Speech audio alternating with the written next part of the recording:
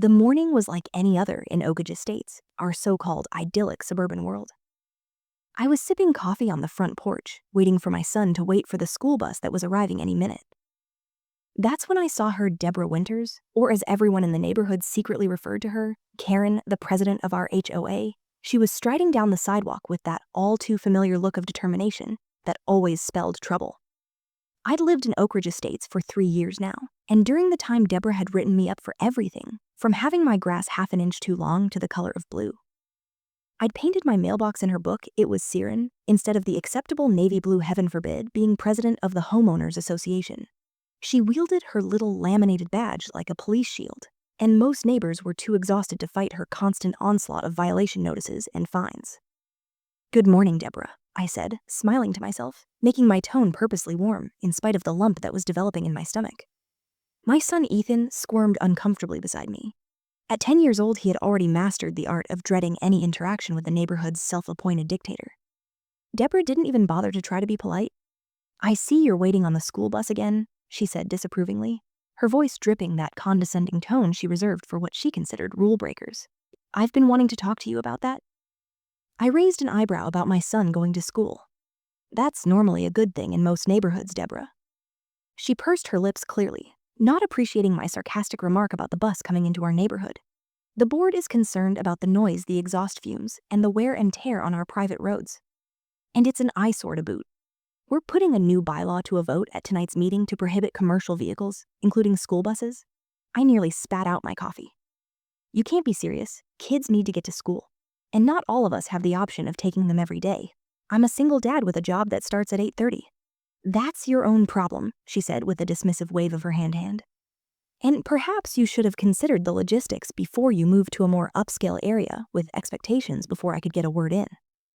Edgewise, we heard the familiar sound of the approaching school bus. But instead of staying on the sidewalk where any sensible person would be, Deborah stepped directly out into the street and stood in the middle of the entrance to our cul-de-sac, arms crossed, looking like all the world. A traffic guard who'd lost her mind. The yellow bus slowed as it approached the driver's stunned expression, evident through the windshield. He blew a polite horn, obviously waiting for this obviously deranged woman to move out of the way. But Deborah wouldn't, moving her head back and forth, and waving her hand back and forth in a stop signal gesture. I rushed over, immediately leaving Ethan standing alone on the sidewalk. "Deborah, what are you doing? You can't block a school bus." I growled, trying to keep my voice low so that I wouldn't make even more of a scene. She turned to me with the sneering smile I'd ever seen on a human face. "Really, I can as HOA president? I'm taking a preemptive safety precaution until the board votes on it tonight. I have every right to keep our community safe from unauthorized vehicles." The bus driver had rolled down his window. "Now, ma'am, I'm going to pick up the children. Move aside," he yelled, his voice reasonably calm in spite of the ridiculousness of the situation. "This is private property," Deborah shouted back. "You're trespassing with your commercial vehicle. Take another route or pick up these children waiting at the community gate." By then, other children and parents had gathered, watching the standoff with faces ranging from shock to barely concealed amusement. Mrs. Rodriguez on the opposite side of the street was already filming on her cell phone. Great, we were going to be the next viral neighborhood beef. "Deborah," I said firmly, moving forward, "the roads may be owned by the HOA, but they're under public access laws. You can't keep a school bus from doing its job. What you're doing today is actually illegal." Her face turned bright red. "I know the bylaws forwards and backwards, more than anyone in this section. 8.3 of the bylaws simply says that traffic into Oak Ridge Estates is controlled by the board." I pulled out my phone. "Then you won't be offended if I go ahead and call the police to settle this dispute. I'm sure they'd be happy to provide their definition of traffic obstruction laws versus HOA bylaws." For a moment when I thought that she would back down, but then she stood on her chin, defiantly. "Go ahead, the city police always come through. Official neighborhood authority. I've worked with them many times on covenant enforcement." That was it. I called 911, keeping my eye on Deborah. During around us, the crowd had dispersed, and I could see several parents soothing increasingly more upset children who were worried about being late to school. The bus driver had called his dispatcher, who was evidently calling his supervisors. This had gotten way out of hand. 911. "What's the emergency?" The voice of the operator was loud enough that Deborah could make out. "I need to report someone illegally blocking a school bus from coming into our subdivision," I said slowly.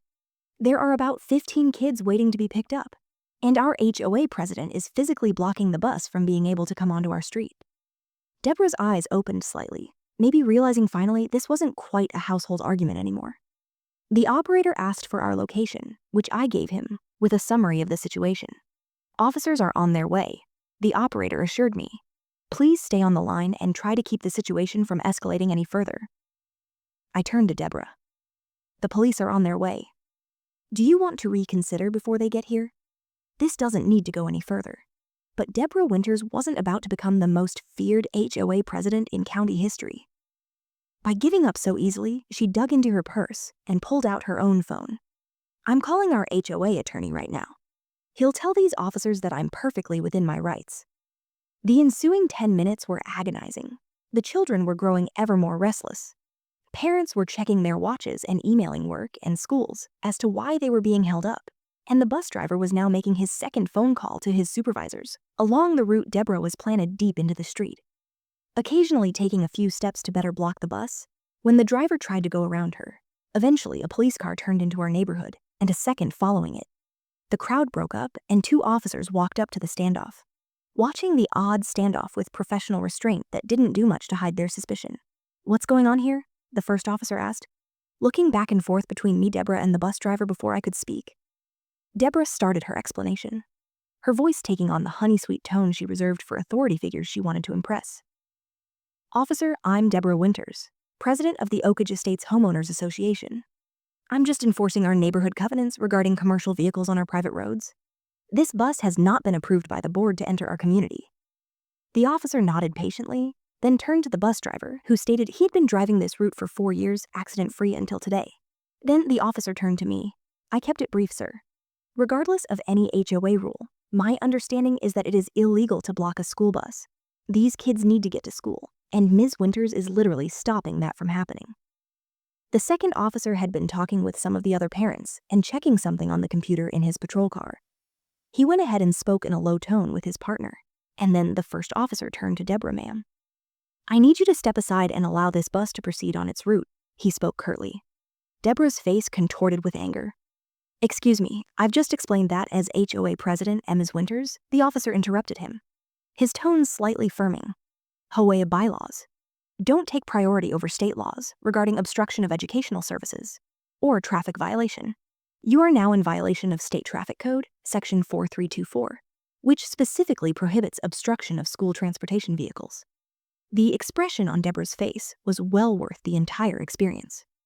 Her mouth opened and closed a few times, but nothing was said. The officer went on, now you can step aside willingly, or we can discuss this further at the station, your option. For a moment I thought she was going to do it, but then in a movement that surprised even the most jaded parents, Deborah moved forward and actually tapped the officer's chest with her finger. Do you know who I am? She insisted, her voice cutting with indignation. I personally approved the landscaping plans for your precinct captain's koi pond. Last year, one phone call from me, she didn't finish that threat. With some restraint, the officer moved backward and said, Ma'am, put your hands behind your back. You are under arrest for obstruction of an educational service vehicle and for assaulting a police officer.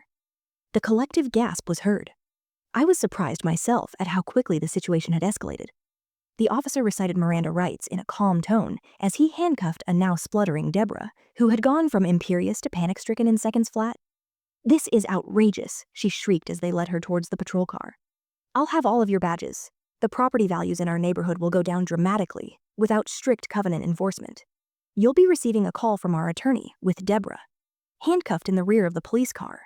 The second officer remained behind to take statements. As the first officer drove off with the school bus, finally appearing in our neighborhood, the driver apologizing profusely for the delay as children boarded. Ethan gave me a quick hug before boarding, whispering, Dad, that was actually kind of awesome. With a hint of a smile, the next few days were a blur. Deborah was released on bail, but the damage was done. The story broke local news, complete with cell phone video from several different angles, thanks to Mrs. Rodriguez and others.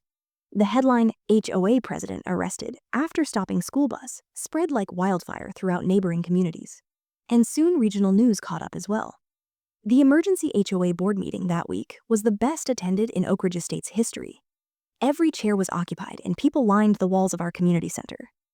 Deborah sat rigidly in the front row, her lawyer by her side as the vice president conducted the meeting. When a vote was called, the vote to remove her from the board was all but unanimous, with only her husband and one faithful friend voting for her. But the fallout did not end there. The district attorney decided to press charges for both the obstruction and for assaulting an officer at the preliminary hearing, which I attended out of morbid curiosity.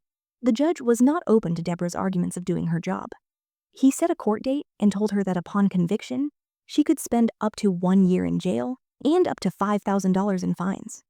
The pièce de résistance was when I discovered that Deborah was a real estate upscale tight covenant enforcement communities. After her arrest, put her brokerage firm on indefinite leave for values alignment issues. When the verdict was finally delivered, Deborah was found guilty on both counts. The judge, in a blatant example-making gesture, sentenced her to 30 days jail, 2 years probation, a $3,000 fine, and 100 hours community service directing school traffic at the neighborhood elementary school, to be exact school. Since they freed her from the courtroom, Deborah's face was a picture of shocked disbelief, as if she still couldn't believe that her HOA presidency hadn't somehow made her exempt from the laws that applied to everyone else, since once she was speechless.